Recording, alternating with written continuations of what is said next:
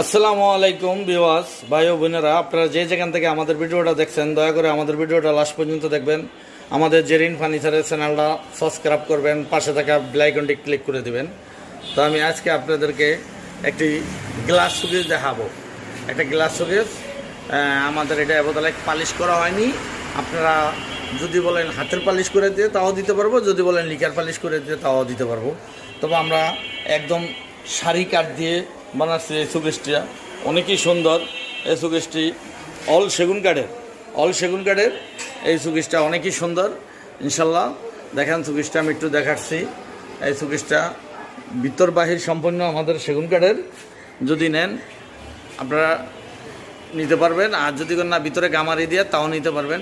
তো আমাদের ভিতরে বাহিরে সম্পূর্ণ সেগুন কাঠ দিয়ে যদি নেন তাহলে এটা আমাদের লিকার পালিশ করে দিলে পড়বে 70,000 টাকা।